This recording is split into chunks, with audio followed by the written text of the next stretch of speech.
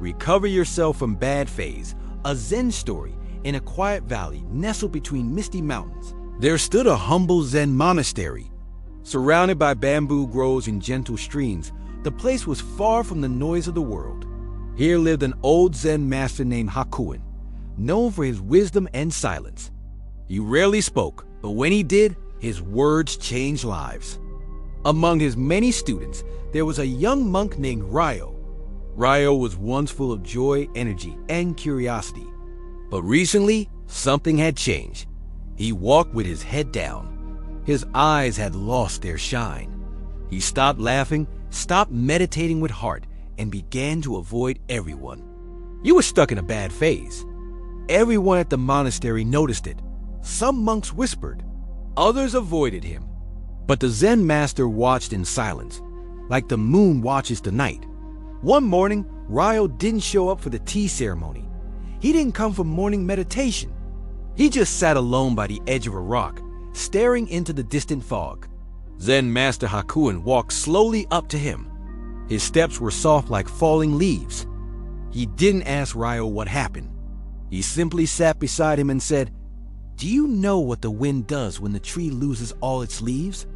Ryo looked confused. He slowly shook his head. "The wind keeps blowing," the master said. Ryo stayed silent. His heart was full of broken thoughts. He whispered, "Master, I feel lost. Everything inside me feels heavy, like I've failed, like I've forgotten who I am. I can't go back to how I was. I don't know what to do anymore."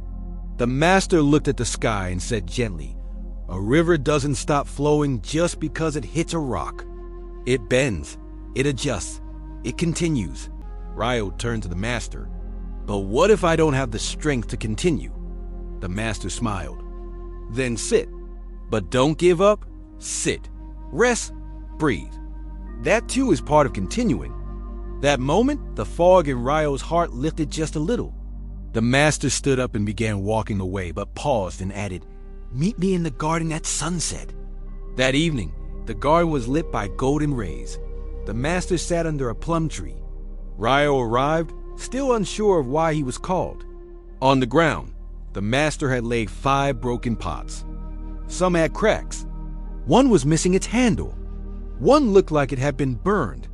"Each of these pots," said Hakuin, "once served tea to hundreds of people. Then they cracked, chipped, broke. No one wanted them." He picked up the worst one.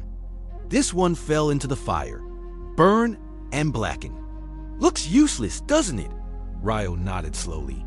The master smiled, poured warm tea into it, and handed it to Ryo. "Drink," he said. Ryo hesitated, but obeyed. The tea was warm, comforting. "Even a burned pot can hold tea," Hakuin said. "Even in a bad phase, you can carry warmth." Tears welled up in Ryo's eyes. For the first time in weeks, he felt seen. The master continued, "Do you know the plum tree blooms in winter? While other trees sleep, it decides to blossom. It does not wait for the world to be perfect." Ryo looked around. There were tiny white flowers blooming on the plum branches. "You're not broken, Ryo," the master said. "You're blooming differently. This pain, it is your winter. But even in winter, the plum tree blooms. You must bloom too." That night, Monk Ryo sat in his room. He didn't try to meditate. He didn't force his breath. He just sat, quietly, with himself. He didn't try to fix everything. He allowed himself to be. And that was the beginning. The next morning, Ryo woke up before the bell. He cleaned the meditation hall. He swept the garden paths. He didn't speak much. But in his silence, there was peace. Day by day, Ryo started coming back to life. He still had moments of sadness, but now he did not run from them. He sat with them, listened to them, like the master taught. One morning, he found a note in his meditation cushion. It said, "The moon is always whole, even when you only see a part of it." He smiled. Weeks passed. Ryo began helping new monks. He shared tea, told jokes, meditated with grace.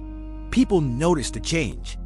The same Ryo who was once lost was now guiding others with silent compassion. One evening, a young monk approached him and asked, "Ryo, how did you recover from your dark time?" Ryo looked at the boy and said, "I didn't recover. I remembered." "Remembered what?" "I remembered that even when I feel broken, I am still whole. Just like the moon, just like the plum tree, just like the cracked teapot. I remembered that I am not the bad phase. I am the one passing through it." Viewers, remember this. You are not your bad days. You are not your failures. You are not your doubts. You are the sky that holds them. You are the river that flows around rocks. You are the plum tree that can bloom even in winter. Don't try to fix yourself like a machine. Allow yourself to rest, reflect, breathe. Even stillness is movement in the right direction. If this story touched your heart, like it, comment your thoughts. Share it with someone who needs healing. And subscribe to our channel for more such Zen wisdom. Sometimes the best way to recover is to stop fighting yourself. Be still, be kind, be aware. Your spring will come, just like Ryo's did. And remember, even cracked pots can carry warm tea.